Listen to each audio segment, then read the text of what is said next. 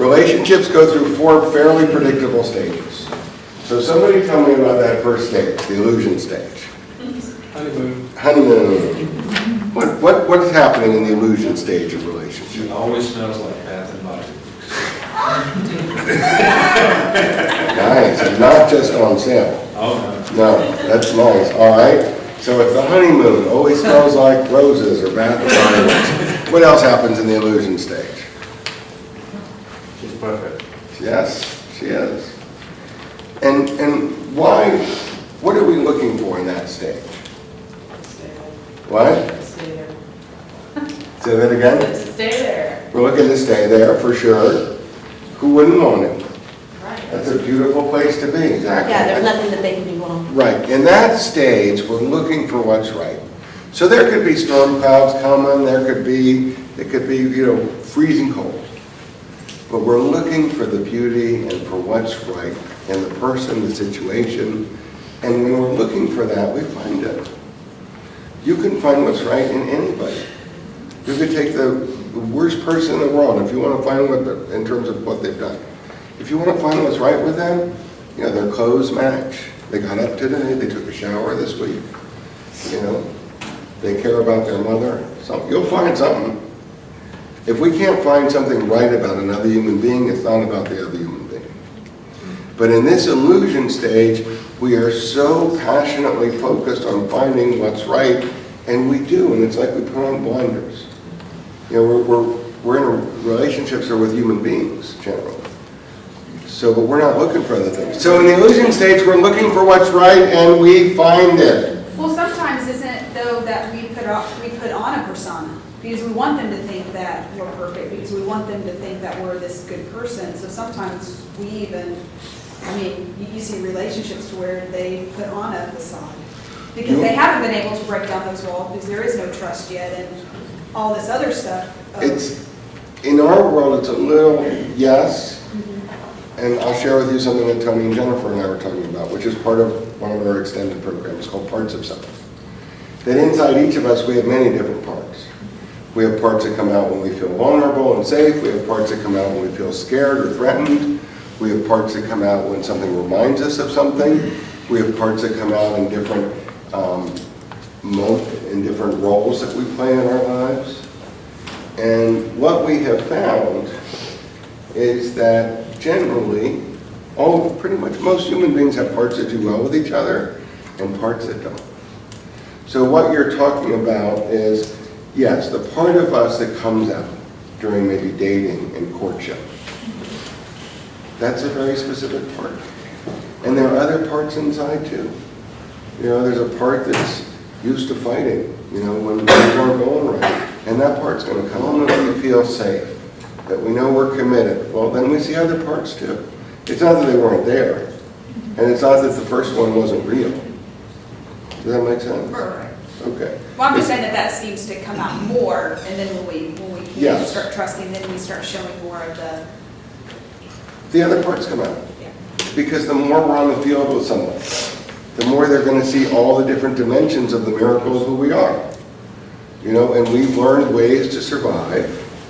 We've learned ways to thrive. We've learned ways to get through some pretty tough situations in our lives. Everybody has. And we create parts that help us with that, whether it's a warrior part or whether it's a detective part. So yes, the more we're on the field of life with each other, the more experience we have. That's why it can be very difficult when people are seeing each other, say, for a weekend a month. Or they're just, they're dating, but they don't really have that much interaction. It's very easy to just be in that one part.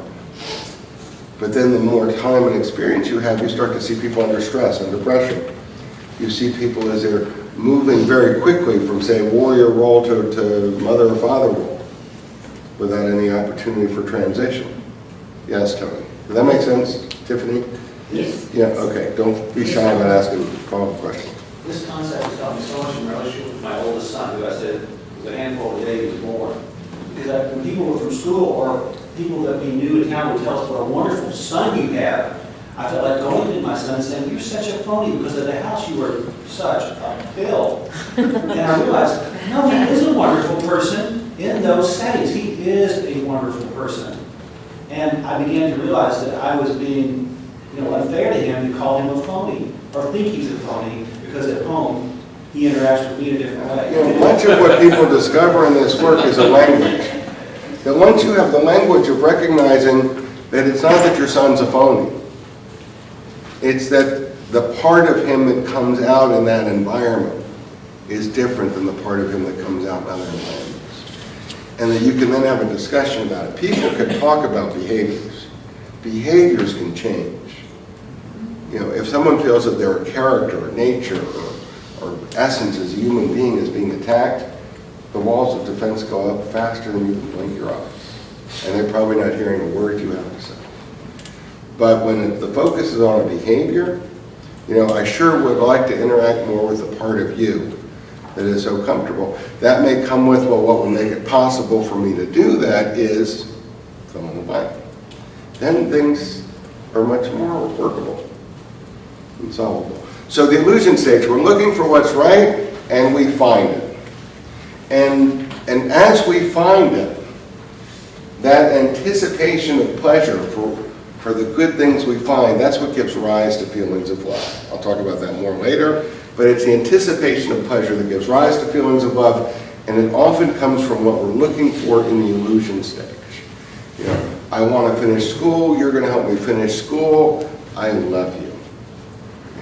I'm hungry for physical or emotional connection, and we share that, we can get so excited and feel so much love for someone.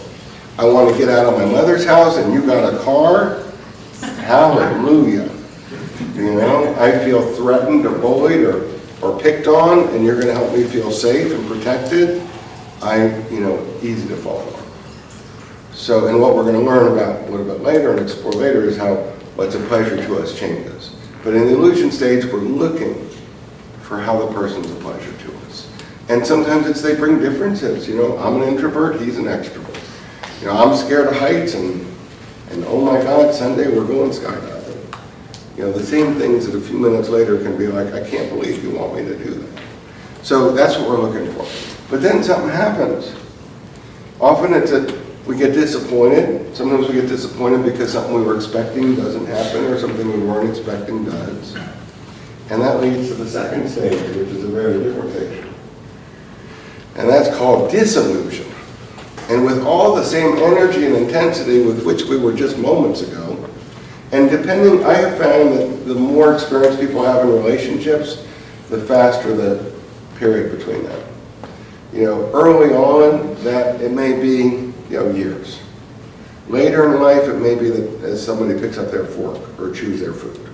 It's like there's something about the more experience we have in life, the more quickly I've seen people can move from illusion to disillusion. So disillusion, we start to look for what's wrong. So instead of it being the 83 throws you made, it becomes the 20 you missed. Instead of being the great fragrance that you have from Bath and Body Works, it becomes the afternoon you didn't have it. It becomes, we're looking for what's wrong. And since relationships are with human beings, you can take, again, the best of us and the worst of us. It does not take a rocket scientist to pick another person apart. We can all do it. Every human being is a work in progress from first breath to the last. So if we want to find what's wrong with another person, if we want to say, well, you don't believe this, or you don't act this way, or you didn't do that, or I remember when you were 12, of course we can do it. That's never about the person we're doing it to, that's always about us. If we're looking for what's wrong with another person, that's about us. It's really sad when the person who's on the receiving end of that may feel it's about them, but it's not about them. It's about us. I remember when I first really got that. I shared a book with Don Adams, who used to be the president of the North Carolina Psychological Association. And he said he learned more about me by looking at what I had underlined in that book than he could have ever learned. He was learning about me by seeing what I was looking for, and I was showing what I was looking for by what I was underlining. So in the yes, Jessica. Oh, I get a comment to you. No, go ahead. I'm always. Would it be safe to say that the illusion would be kind of when we choose as an individual, when you're with someone or dating, when we choose to ignore maybe a possible red flag that normally, if you knew someone already, you would kind of not, you would kind of look at that and look at that red flag and say, maybe I'm not going to be associated with that person. When you are in an illusional, well, at that stage, you kind of choose as an individual to kind of let that, oh, well, maybe, you think in your head, oh, maybe that's just, We don't want to give it Maybe energy. just- Right, Because- exactly. And then you run into, like, for instance, an example, you're already, dating, living together, or however, and, the socks and the clothes and the shoes and everything's thrown on the ground, and you're thinking, in your mind, you're thinking, I saw that before. is this out? Right. Does he not pick up after himself, or does he expect me to do it? And then you run into the delusion when it starts becoming a habit, and you're like, maybe he is a slob. Maybe I don't like this. Those kind of things. And is it safe to say you kind of choose to ignore, like a possible red flag, even if it was something minor on the illusion For stage? sure. And then in the delusion, you kind of pick it up and kind of run, Yeah, like. there are lots of different reasons, and that's definitely very possible, and I'm sure very true for many of us. We find what we're looking for. If we're looking for how we're going to pay the bills, or how we're going to have a baby when we're ready, or how we're going to finish school, or how we're going to settle in a new community or a new country, we're not looking for the socks on the floor. We don't really want to see the socks on the floor. We don't really care about the socks on the floor. We're looking for what we're looking for. If we were desperate to get out of our parents' home for whatever reason, we don't really care if the car is almost always on empty because he can't fill the tank. We're just glad he was there to pick us up. Scott Stanley and Howard Markman, the guys who founded the PrEP program, they did a lot of research on why the divorce rate is so much higher among people who live together before marriage. Jill, anybody know why? Anybody? So it's because it's so much harder to break up. That when you don't live together and you have experience and you start to see those things, it's much easier to break up. But when you're living together and your life is so intertwined before you've made a commitment or a decision that you want to be committed to this person, people often end up getting married when they knew in their hearts and their minds that this was not the right decision for them. So what they found from that is whether or not someone lives together or doesn't, that has to do with their values and a lot of other issues. But in terms of marriage itself, it's really important not to do that unless you know this is someone there's really good chance you want to share your life with before you do that. Okay, so disillusion, we're looking for what's wrong and we find it. And that leads to confusion. And in the confusion stage, we do what we know to make things better. Nobody wants to make things worse. People do not, I can't say this enough, nobody chooses to share their life with another person to be each other's enemies. They don't do that. But we choose from what we know. So if what we know is when we're disappointed, we sulk. So we sulk. If we play takeaway, you disappointed me, you upset me, I'm not giving you this. And then I won't give you this. You can't play in my sandbox anymore. I'm going to give you the face, the expression. I'll send up smoke signals. I'll blame you. I'll threaten you. I'll put you down. I'll criticize you. I'll give you the silent treatment. People do what they know. I'll drink. I'll medicate so much that I'm not even present. There's all kinds of things we do. And we tend to pass those things down from generation to generation. It's very common, not always, but it's very common that the ways that we deal with confusion is based on what we learned growing up. And if what we learned growing up is that when we're really upset we leave, there's a much greater chance. If someone learned growing up that when you're really upset and things are really bad, that you would never consider leaving, then there's a really good chance that's what's present. So people choose from what they know. And you cannot blame anybody for choosing from what they know. But often it's the choices we make in the confusion stage that end up making things much worse. Because now it's not about that you showed up late or that you didn't keep your promise. Now it's about that you said, well, maybe we shouldn't be together. You know, maybe we're just not meant for each other. Or that when I tried to confide in you, you attacked me or criticized me or blamed me or judged me. And now it's about a whole different range of issues. That's, yes. One thing that sticks out in my mind is, my dad and his dad growing up. My dad saw his dad working all the time, 3 jobs, going one place to another. But, it took a whole lifetime to find out that, his dad had wrote letters to, his mother, like romantic letters and love letters and those kind of things that my dad didn't know about growing up. So my dad grew up kind of seeing just the work to get things done and the lack of intimacy his dad had with his mother, kind of behind the scenes, And my dad finally, his dad was like, Grandpa was, it finally came to being that, yeah, he did write letters to her and love letters and that kind of thing. And that was kind of the lack of the romantic side my dad didn't grow up with, therefore didn't take that learning or, what he would have had to his marriage. So it's kind of like a misperception Right. or a lack of his dad could have provided him growing up, which would have helped fulfill his marriage. That's a beautiful So example. it's one of those things that, Yeah. You just so even we grow up maybe misperceiving because it was never explained to us growing up as kids. And so we perceive that that's what that is. In fact, it may not have been, or it wasn't. Right. And then, so that's kind of a gap that, it probably takes a whole lifetime to figure out. You can. Sometimes it can be too late, that, dang, if I'd only, my dad said, if I would have only known, at a younger age, maybe that would have changed things, in his relationship. Thank you. And I know that Zachary, he watches every interaction I have with him. And I know that there's nothing I'll ever say to him that will have any meaning that comes close to what he sees.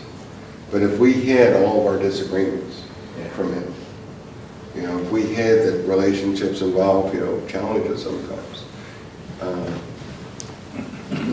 that's not necessarily a gift. It wouldn't be a gift if he saw that we couldn't work through it. The gift is he sees that there are challenges, there are differences, and not necessarily a 4, maybe a 7. Because then whenever he gets into a relationship, then he's gonna say, well, I never saw mom and dad argue, or I never saw them. I mean, I never saw them. I mean, does that make things wrong? Because he's starting to argue and that not everything's perfect hunky-dory. And he never learned how to resolve conflict and differences or how normal that is.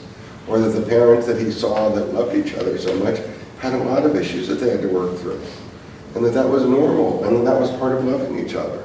It wasn't because anything was wrong. But yes, we are the teachers for those of us who have children. We are their teachers. And our parents were our teachers, and their parents before them. And it's never, from my experience, and I can say never bad intentions. People choose from what they know, with the best of goodwill and intentions. Okay, so confusion, we choose from what we know, and that leads us to the 4th and final stage, which we call conclusion. And conclusion is a crossroads. That for many people today, about half the people, conclusion is a chance to go start the whole process over with somebody else. You smiled at me. You asked me how I am, and you listened to the answer. You have a nice car, or you've got this or that, and we can look for what's right and get real excited about it. And we can just, until we get disappointed. And then we start to look for what's wrong until we get back to that confusion stage, and then we choose from what we know. And that's why so often people go through the same cycles over and over with all different people, and it's so ironic or interesting or funny or tragic that they end up saying, well, it's just that relationships just don't work. Or all men are this way, or all women are this way, not recognizing that the only common denominator in all those relationships was them.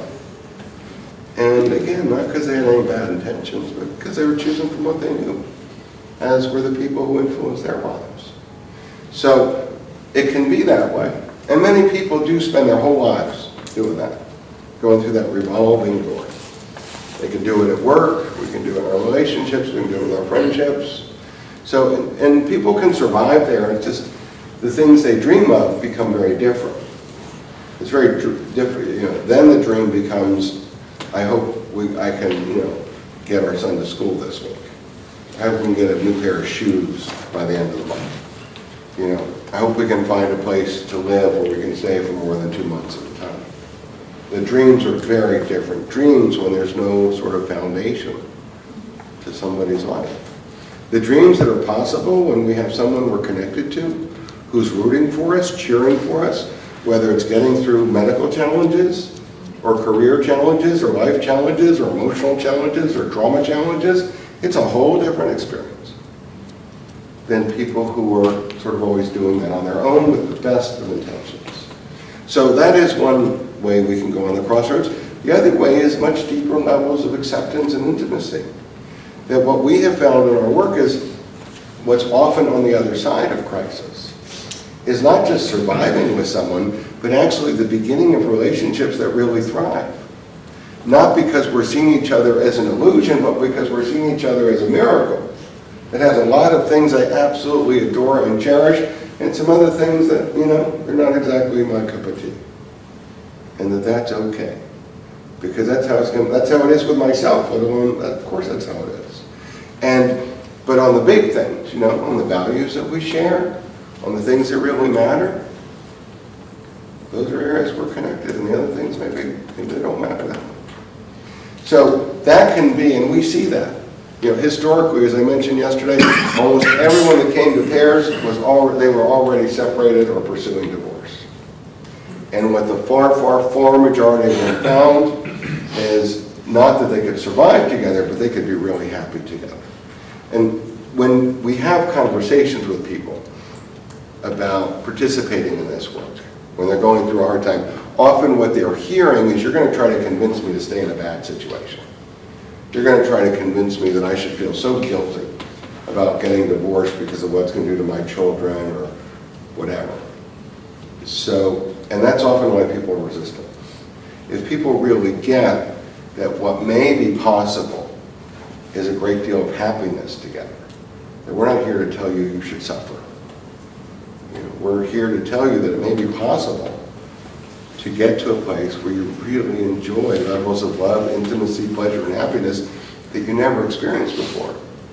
And that you deserve a chance to see if that's possible. And then to decide what fits for your life. That's what we're doing. Okay, any questions about that? So for you all as instructors, that's important because it's also reinforcing how much is being affected by what we're looking for. We're starting to put out there, in many ways for the first time, that if you're finding what's wrong with the other person, it's not about the other person. That we all have stuff. We're putting out there that's normal. The differences are normal. The conflict is normal. If the issue is, what do we do with it? We're planting seeds that are helping create an environment where people can start to learn and explore and see what's possible. And we're also putting out there very clearly that it's their choice. It's their life. They have to own their life. They have to live their life. That's what it is. And it's up to them. But we're not, it's again reinforcing what I said earlier. We're not here to fix them, to tell them what to do in this environment. If you're their pastor, if you're their chaplain, if you're a counselor, you may have other relationships with them in other environments. But in this environment, we're there to help them learn skills so they can figure out what fits